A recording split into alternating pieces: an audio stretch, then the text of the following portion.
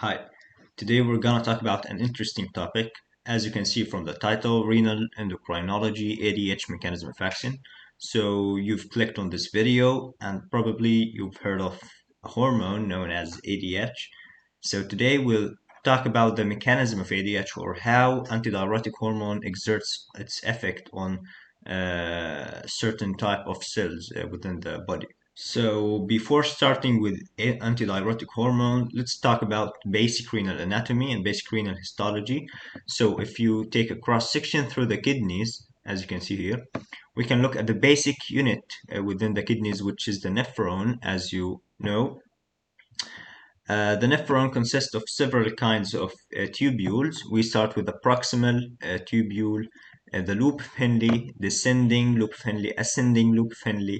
We have the distal tubule, and we have the collecting ducts into the pelvis. So today our main focus will be on the collecting ducts. ADH hormone acts mainly on the collecting ducts. It acts also on the distal tubules. However, our main focus today will be on the cells of the collecting ducts. So now let's look at basic renal histology. As you can see here, principal cells are one of the two types of epithelial cells making up the collecting duct. The second type are the intercalated cells. So if you take a cross section through each kind of tubule, here we will find the cross section of the proximal tubule, and as you can see we have tiny hair-like projections which are known as microvilli to increase the surface area for the reabsorption of substances within the filtrate. Here we have a cross section through the loop of Henle, nothing special. Here we have a cross section through the distal tubule, and the most important one, the cross section through the collecting tubule or the collecting ducts. So if you take another cross sectional view through the collecting ducts, here the white part is the lumen of the collecting duct corresponding to this part here, and we have the epithelial cells surrounding or lining the lumen of the collecting ducts. There are mainly two types of epithelial cells surrounding the lumen of the collecting ducts.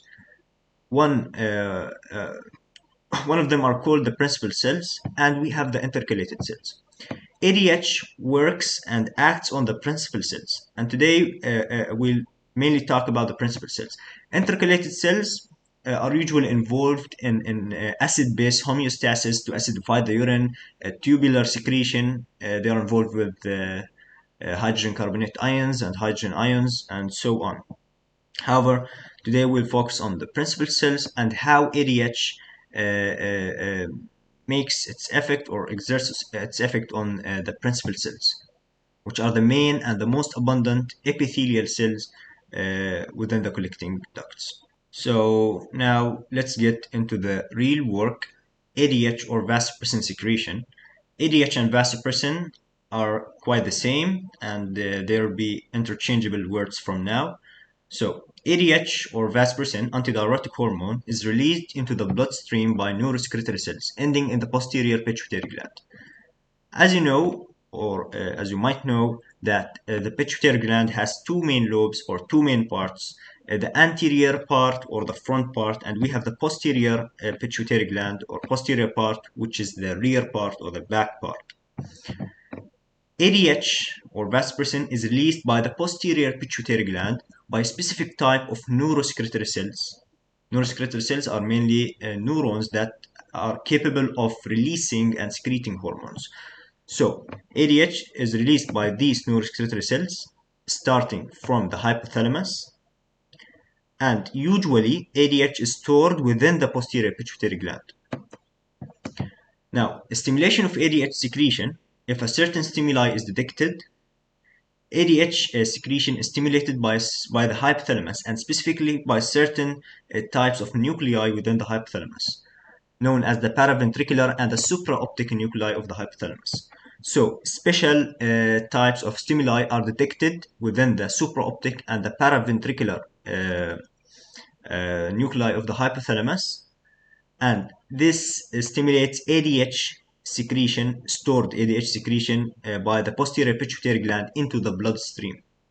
So here, the posterior pituitary gland acts as an endocrine gland, releasing the hormone directly into the bloodstream. So as you can see, special receptors in the hypothalamic nuclei detect certain stimuli leading to vasopressin secretion by the posterior pituitary gland. And if you care about the vasopressin skeletal formula, here is it. It's yeah, it's a complicated formula. So what triggers ADH release, or what are the stimuli that lead to ADH or vasopressin secretion? One of the stimuli, hyperosmolarity or hyperosmolality. Now, if we have an increase in the blood plasma concentration, an increase in the blood plasma concentration corresponds to a low blood volume and a high solute concentration. Usually we have special types of receptors known as osmoreceptors within the brain that can detect the increase in the blood plasma concentration or detect blood plasma hypertonicity and initiate an action potential or initiate an impulse within the neurosecretory cells. The neurosecretory cells that we've talked about before.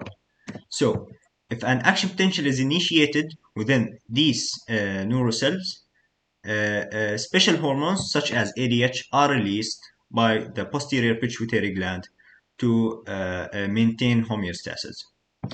Usually, osmoreceptors in the brain are located in special areas known as the circumventricular organs, and specifically the vasculum of the lamina terminalis and the subfornical organs. These ventricular organs, lack the blood-brain barrier. They don't have the blood-brain barrier, so they allow substances to have an effect on the activity of the brain, and they allow the release of neuropeptides by areas such as the hypothalamus. So we'll not focus a lot on this sentence. However, you should know that osmoreceptors are located in areas where the blood-brain barrier is not present. Okay, since the osmoreceptors are detecting a parameter within the blood itself. So the blood-brain barrier must not be present in order for the osmoreceptors to work in a simple context. So yeah. So to summarize, we have osmoreceptors here. Osmoreceptors detect an increase in the blood plasma concentration or hypertonicity. This leads to the influx of positive ions into the neurosecretory cells, as you can see here. Positive ions such as sodium ions, influx of sodium ions into the neurosecretory cells, leading to a depolarization wave and leading to an impulse or an action potential within the neurosecretory cells, finally releasing ADH. So, as we said before, hyperosmolarity or high blood plasma concentration leads to ADH secretion. Usually, high plasma concentration corresponds to a low blood volume. So if you have, for example, a solution with a low volume, its concentration will increase. Basic chemistry. So the same is for the blood or the tissue fluid. Usually, high plasma concentration or hypertonicity leads to hypotension. Why? Because of the decreased blood volume. A decreased blood volume is usually accompanied with hypertension or low blood pressure. So, how hypotension leads to ADH secretion? Now, angiotensin 1 peptide is converted by angiotensin converting enzyme into angiotensin 2. Now, what is this exactly? We have a system in the body that you might have heard of known as the renin angiotensin aldosterone system or the RAS system. Usually, at low blood pressure, renin is released by the kidneys, and we have angiotensinogen by the liver, released by the liver. Usually, angiotensinogen is converted into angiotensin 1 by renin, and angiotensin 1 is converted as a peptide. Angiotensin 1 is a peptide. It's converted into another active peptide known as angiotensin 2 by the action of an enzyme known as ACE or angiotensin converting enzyme. Now we have ACE enzyme in the lungs and we have in the kidneys renal endothelial ACE and lung endothelial ACE. So when angiotensin 1 is converted into angiotensin 2 as a response to low perfusion pressure or low blood pressure, angiotensin 2 can have several effects to increase the blood pressure and to maintain homeostasis. So angiotensin 2, for example, leads to vasoconstriction, or narrowing the arterioles to increase the blood pressure. Angiotensin 2 could lead to ADH secretion, which we're gonna talk about now. And angiotensin 2 could lead to aldosterone secretion. Aldosterone is a hormone that affects the kidney tubules, the distal tubules, and it increases the sodium ions reabsorption. Increasing the sodium ions reabsorption, thus increasing the water reabsorption, increasing the blood volume, and increasing the blood pressure to maintain homeostasis and to retain our normal blood pressure or tissue fluid pressure or perfusion pressure. So, angiotensin 1 at low blood pressure, and angiotensin 1 peptide is converted by ACE enzyme into angiotensin 2. This is a sub-process in the renin-angiotensin-aldosterone system, or the RAS system, that takes place as a response to reduced blood pressure, as we said. Angiotensin 2, when angiotensin 2 is produced, how angiotensin 2 can lead to vasoconstriction, how angiotensin 2 can lead to ADH secretion, how angiotensin 2 can have this effect. Angiotensin 2 have special receptors known as the 81R and the 82R receptors, or the angiotensin 2 receptors. Both are G protein coupled receptors initiated by G proteins as angiotensin 2 as their ligand. So when angiotensin 2 binds to its receptors, for example within the hypothalamus, an action potential is initiated within the neurosecretory cells, leading to ADH secretion. So angiotensin 2 binds to its receptors, 81R and 82R G protein coupled receptors, or GPCRs, initiating an action potential within the neurosecretory cells, leading to the vasopressin secretion by the posterior pituitary gland. So to summarize here, we have hyperosmolarity detected by osmoreceptors. We have angiotensin 2 released as a result of low blood pressure. Also sympathetic stimulation. Usually sympathetic stimulation when there is a low blood pressure detected by baroreceptors, baromechanoreceptors. Sympathetic stimulation, angiotensin 2, hyperosmolarity, and decreased atrial receptor firing leads to the release of vasopressin by the posterior pituitary gland. So the hypothalamus can respond to different parameters or different conditions or different molecules leading to the release of ADH or vasopressin by the posterior pituitary gland. So after you've been introduced into the stimuli that affect and cause ADH or vasopressin secretion, now you might ask yourself why ADH or why vasopressin is released, or what is the main function of ADH. ADH mainly helps in controlling the blood pressure and the osmotic concentration of the body fluids, the tissue fluid, and the blood plasma. So how ADH main function is to conserve fluid volume and to increase the blood volume. ADH allows less water to pass throughout in the urine. How it does that? It does that by mainly controlling the permeability of the kidney tubules. So when ADH is released, the permeability of the kidney tubules, such as the collecting duct, will increase. So more water will pass, or more water will be reabsorbed from the kidney tubules into the capillary network, or into the blood, or into the tissue fluid, reducing the urine volume and increasing the tissue fluid and the blood volume to conserve fluid volume and to conserve the blood pressure, or to maintain the blood pressure. So how ADH mainly increases the permeability of the kidney tubules or the collecting ducts to water. There should be a receptor for ADH to have this effect. ADH mainly binds to its receptor on the cell surface membrane of the principal cells, which are the epithelial cells of the kidney tubules or the collecting ducts. The vasopressin 2 receptors. Now, there are two types of vasopressin receptors. We have the vasopressin 1 receptor and we have the vasopressin 2 receptor. The VR2 receptor is mainly involved in increasing the permeability of the collecting ducts to water. The VR2 receptor is a G protein coupled receptor which binds to the ADH molecules, and a cascade of events will take place to activate a protein kinase through the action of cyclic AMP. So now we have vasopressin molecules released by the hypothalamus. as a result of hyperosmolarity, angiotensin II hypertension, sympathetic stimulation. VR2 receptor is bound to vasopressin. A cascade of events will take place. The gpcr mechanism will proceed.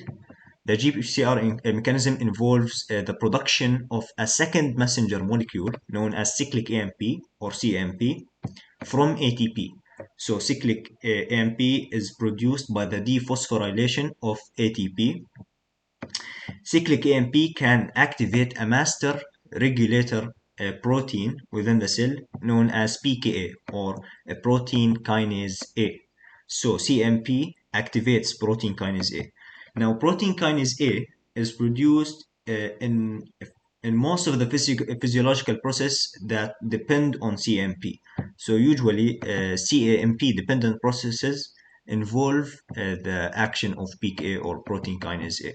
So pKa activation stimulates certain transcriptional and translational activities within the nucleus, leading to the production, exocytosis, and integration of aquaporin channels into the cell membrane. So what takes place exactly is that as a result of vasopressin reception, CMP activates pKa.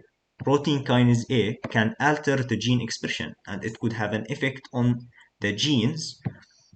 So it can alter gene expression and have certain cellular activities, leading to the production of special channels that allow the movement of water through the cell membrane.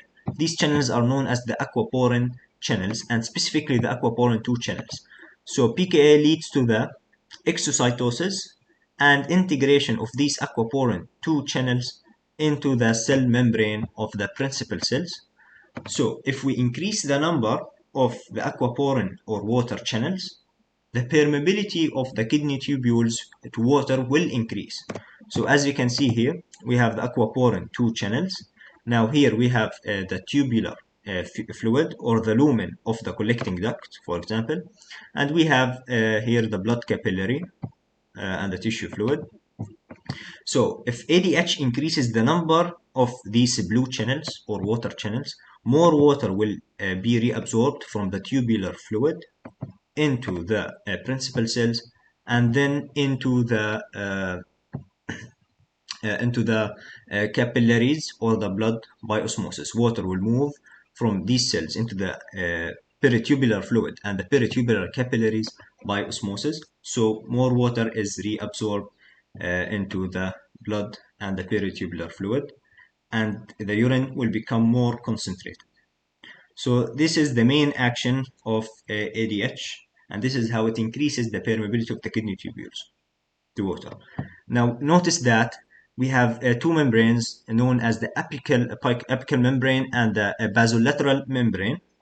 Now the apical membrane is the membrane that's oriented towards the tubular fluid or towards the lumen of the collecting duct or the kidney tubules, and we have the basolateral membrane which is oriented towards the peritubular fluid and towards the capillary network.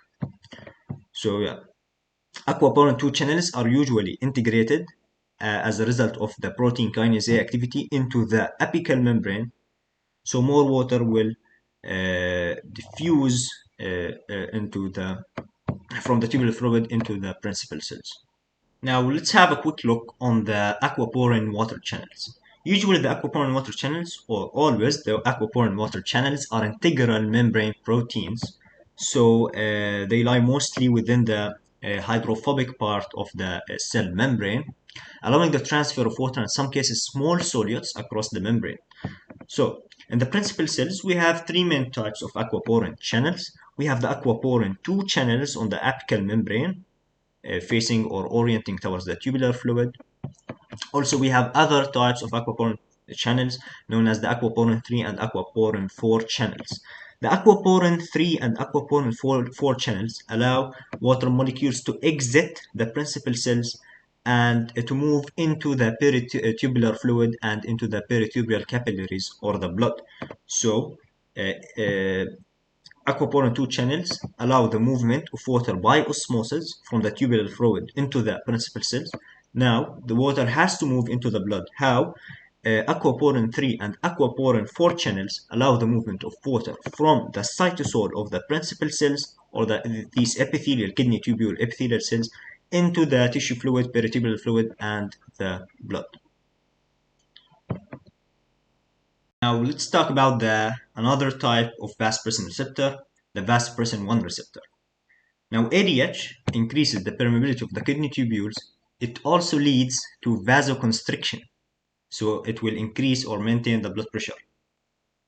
How ADH can lead to vasoconstriction or arterial narrowing? As a response to hypertension, vasopressin molecules are released, and vasopressin molecules will bind to the receptors, the vasopressin 1 receptors. Usually the vasopressin 1 receptors are found within the arterioles and blood vessels.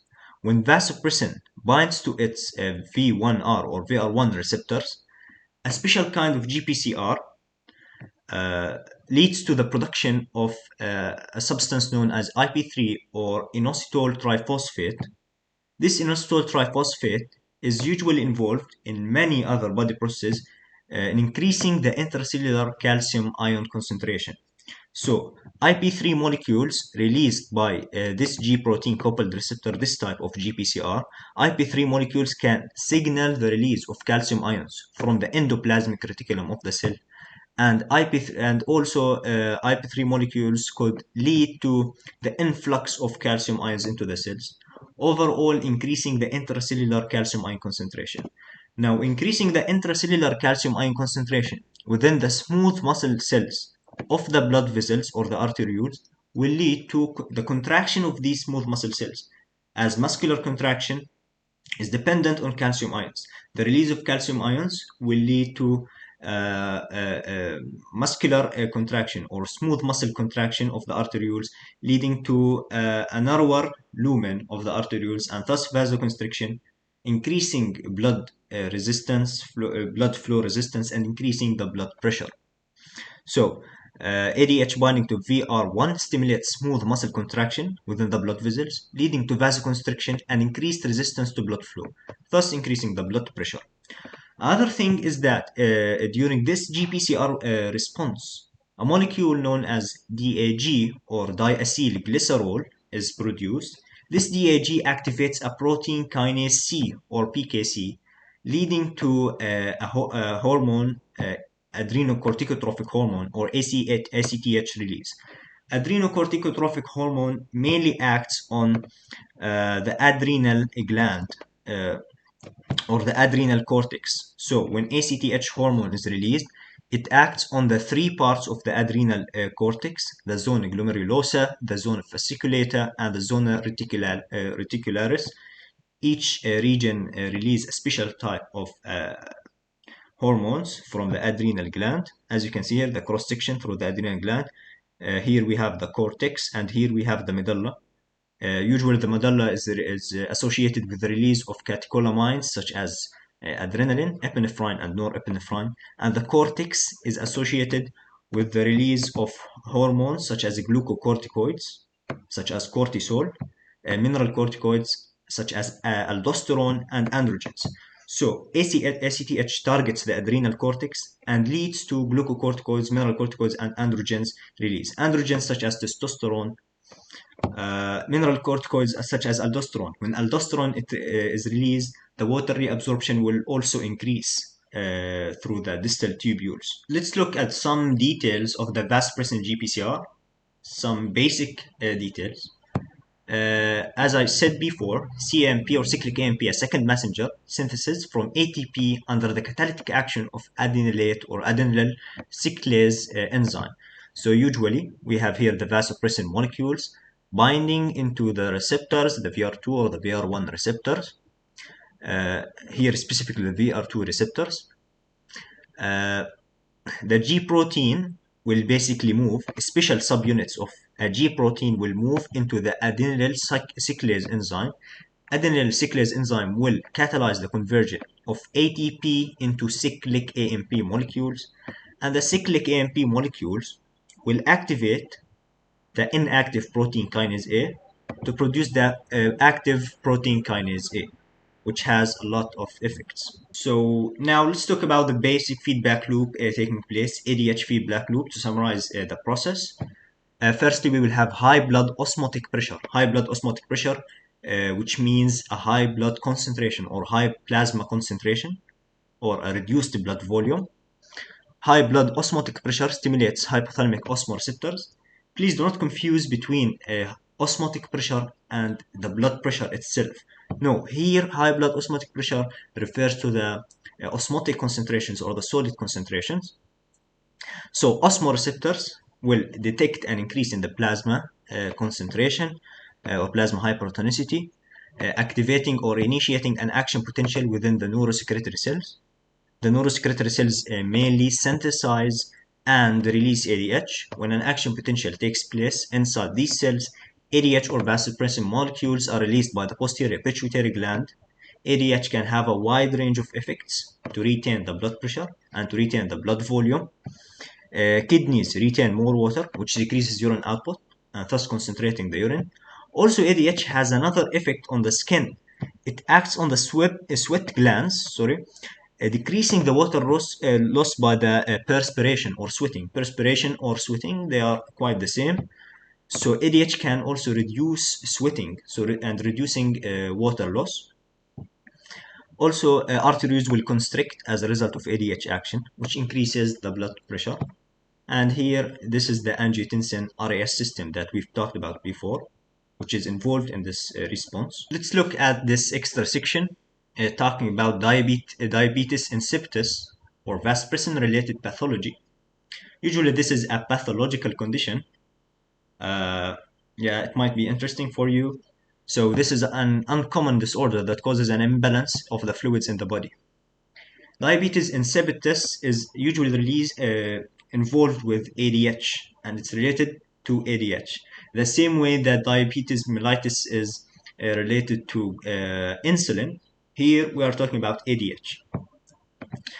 Mainly, diabetes insipidus can be caused by brain damage, brain tumors, severe brain damage, or surgical complications that damage the neurons within the hypothalamus or the pituitary gland, which are involved in ADH secretion.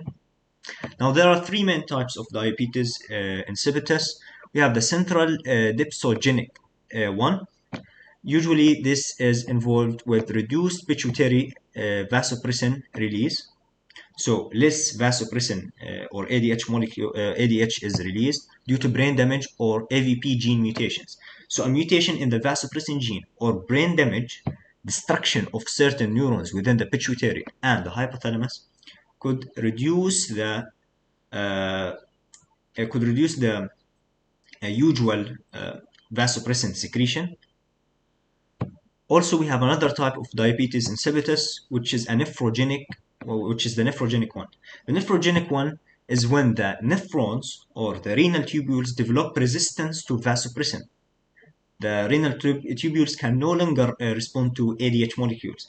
And the same way in type 2 diabetes mellitus patients, in which insulin resistance can develop, or the body can develop insulin resistance, here the nephrons or the kidney tubules are developing resistance or not responding to ADH molecules. And notice this could be due to mutations in the Aquaporin channels and the receptors of the vasopressin receptors. We have the last type and the rarest type of diabetes insipidus, which is the gestational type. Usually in this type, an enzyme destructing vasopressin is overproduced. Usually this enzyme is produced to regulate the amounts of vasopressin within the body. However, if the amount or the concentration of vasoprenase enzyme increases, more vasopressin is broken down and more vasopressin is destructed, and the usual levels of vasopressin will be much lower than the normal levels. And usually this is accompanied or usually occurs in pregnant women. And it's a temporary process. So through these three types of diabetes insipidus, we are having a reduced ADH effect overall, leading to a decrease in the free water reabsorption and increase in the solid free water diuresis. So the urine that's produced is that of higher volume, and usually the blood pressure will be lower in patients with diabetes insipidus, and the osmotic pressure will be higher, and the blood osmotic pressure will be higher. And there are a lot of symptoms that are accompanied with this disease, with this kind of pathological condition. You can search on the internet for them. So let's have a quick summary for the video. We start with the release of ADH by the paraventricular and the supraoptic nuclei of the hypothalamus. As you can see here, the angiotensin II receptors within the hypothalamus, and we have the osmoreceptors leading to ADH release. ADH binds to its V2 receptors or VR2 receptors on the cell surface membrane of the principal cells. A G protein response will take place. A CAMP dependent response takes place, activating protein kinase A molecule. Protein kinase A molecule can stimulate transcriptional and translational activities, leading to the production, exocytosis, and integration of aquaporin 2 channels. Water molecules will move from the kidney tubules or the collecting ducts and the distal tubules from the tubular fluid into the cytosol of the principal cells through the hydrophilic aquaporin 2 channels. And the water molecules will exit the principal cells into the blood and the peritubular fluid through the aquaporin 3 and the aquaporin 4 channels, decreasing the overall plasma osmolality and decreasing the blood pressure. Notice here that also ADH molecules can bind to their VR1 receptors, leading to vasoconstriction of the arterioles and increasing the blood pressure. Hope you like this video. Please note that this presentation or group of slide, I've provided a link for this presentation within the description below, and please provide your feedback in the comment section. Bye.